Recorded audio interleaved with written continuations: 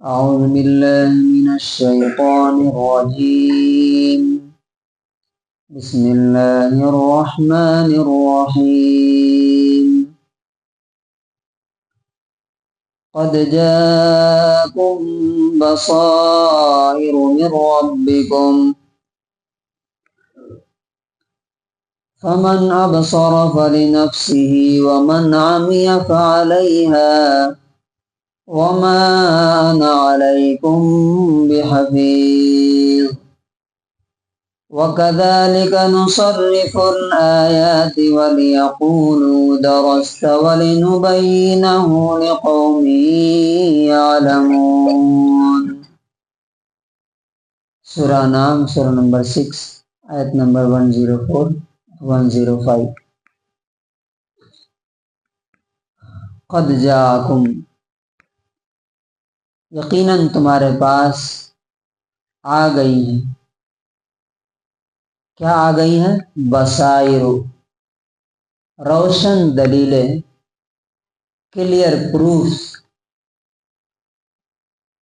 کہاں سے آئی ہے؟ من ربکم، تمہارے رب کی طرف. یقیناً تمہارے پاس آنکھیں کھول دینے والی روشن دلیلیں، کلیئر پروف تمہارے رب کی طرف سے آ چکی ہیں. اب فمن ابصرا، جو ان کو دیکھ لے، فلنفسہ، وہ اپنے فائدے کے لیے دیکھے گا، اس کا فائدہ ہوگا. ومن عمی، اور جو اندھا بن کے رہے، فعلیہا، تو اس کے اندھے پن کا وبال اسی پر آئے گا، نقصان اسی کو ہوگا. وما انا علیکم بحفیظ، اور میں تمہارے اوپر نگران اور گارڈین بنا کر کے نہیں بھیجا گیا کہ زبردستی تمہیں پکڑ کر کے لے کے آؤں. وَكَذَلِكَ، اور اسی طرح سے، نصرف، ہم پھیر پھیر کر کے بیان کرتے ہیں. پھیر پھیر کے مطلب کیا ہوتا ہے؟ الگ الگ اسٹائل میں، ڈیفرنٹ طریقے سے، الگ الگ کر کے ہم بتاتے رہتے ہیں. کیا؟ الآیات، نشانیاں، آیتیں. لیکن رزلٹ کیا ہے؟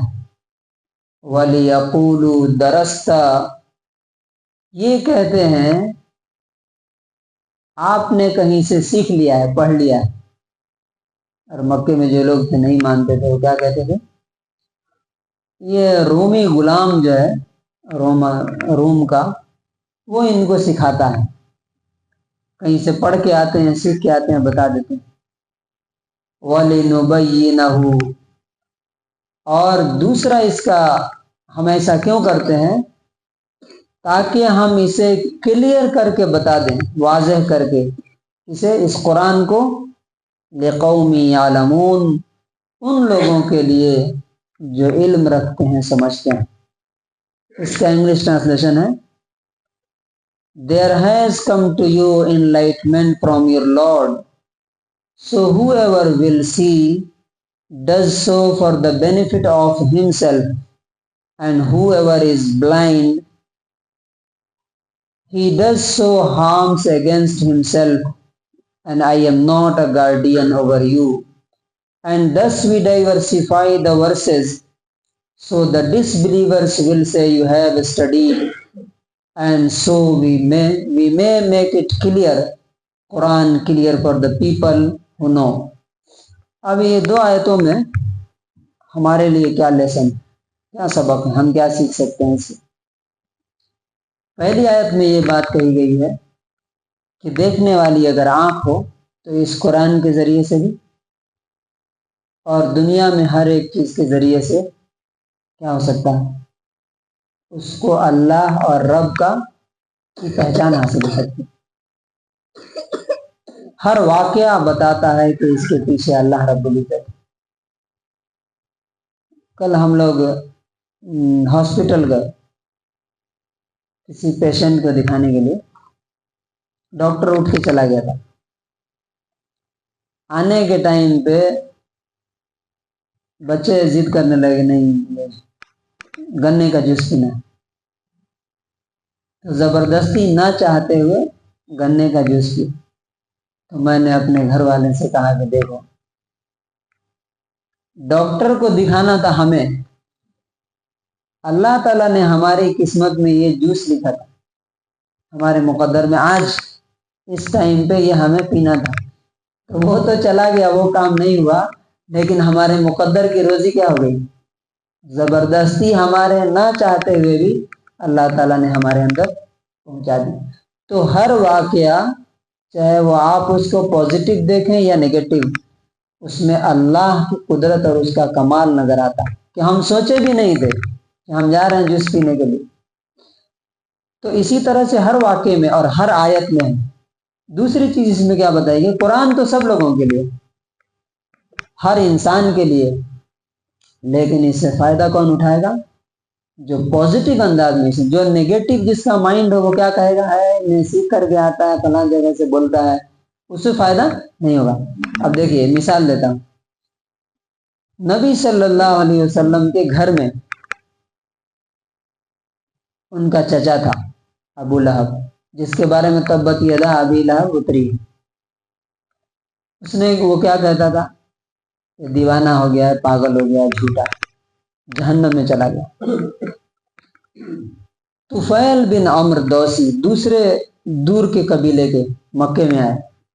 اللہ بولا نا ہم جاننے والوں کے لیے یہ کلیئر کر کے بیان کر رہے ہیں، جاننے والے سمجھ جائیں۔ مکے میں آئے تو مکے کے لیڈروں نے گھیر لیا، کیونکہ یہ بھی ایک قبیلے کے لیڈر تھے۔ کہا کہ دیکھو طفیل، مکے میں ایک شخص محمد نام کا، اس نے صلی اللہ علیہ وسلم، اس نے کلیم کیا ہے کہ وہ اللہ کا نبی ہے، لیکن وہ ہے جادوگر، جو بھی اس کی بات سنتا ہے وہ اس کا ہو جاتا ہے، اس لیے خبردار تمہارے کان میں اس کی بات پہنچے، سننا بھی نہیں اس کی بات۔ تو یہ خود بتاتے ہیں اپنی اسٹوری کہ میں نے اپنے کان میں روئی ڈال لی کہ میں جا رہا ہوں کہیں، خدا نخواستہ ان کی بات، تو جادو میرے اوپر بھی ہو جائے گا۔ تو میں جب مسجد طواف کر رہا تھا اللہ کے گھر کا، تو میں دیکھا کہ وہ کھڑے ہو کر کے قرآن پڑھ رہے ہیں، تو میرے دل میں یہ بات آئی کہ طفیل، تو عرب کا مشہور شاعر ہے، تجھے معلوم ہے کہ کون سی بات کس درجے کی ہے، کس لیول کی ہے، سننے میں کیا حرج ہے؟ کیا تمہیں سمجھ میں نہیں آ سکتا کہ وہ جو بات بول رہا ہے صحیح ہے کہ غلط ہے؟ اگر اتنا بھی تو نہیں سمجھ سکا تو تیرے سے بیوقوف کون ہو سکتا ہے؟ تو کہا کہ میں نے روئی نکال کے پھینک دی۔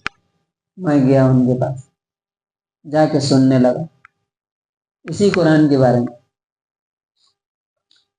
پتہ سننے کے بعد مجھے محسوس ہوا کہ اللہ کی قسم یہ کسی انسان کی بات نہیں ہو سکتی۔ تو میں نے کہا کہ ذرا آپ بتائیے، آپ کیا بولتے ہیں، کیا کہتے ہیں؟ وہیں بتایا اور وہیں مسلمان، وہیں اعلان کر دیا کہ میں محمد رسول اللہ صلی اللہ علیہ وسلم کو اللہ کا رسول مانتا۔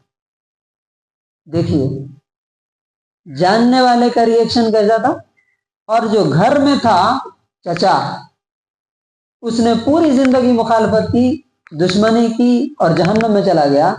اور ایک آدمی دور سے آیا اور اس نے کہا کہ نہیں مجھے دیکھنا ہے، جاننا ہے صحیح ہے کہ غلط ہے، اور وہ آدمی ہدایت پا کر کے جنت میں گیا۔ اور ان کے ذریعے سے ان کے قبیلے کی ایک بڑی تعداد، تقریباً 80 لوگ، جب یہ مدینہ ہجرت کر کے گئے تو 80 لوگوں کو 80% کو اپنے ساتھ لے کر کے گئے تھے۔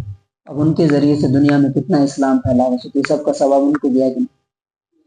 تو کنکلوژن اور خلاصہ کیا ہے؟ سب کے لیے ہے یہ، لیکن فائدہ کسے پہنچے گا؟ جو دل سے شوق سے دیکھے گا، سمجھے گا کہ یہ اللہ رب العزت کی بات ہم دیکھیں، تو اللہ تعالیٰ اسے ہدایت دے گا، اسے سمجھ عطا فرمائے۔ تو اللہ تعالیٰ سے دعا ہے کہ اللہ تعالیٰ ہمیں بھی اس قرآن کو اسی طرح سمجھنے کی توفیق نصیب فرمائے۔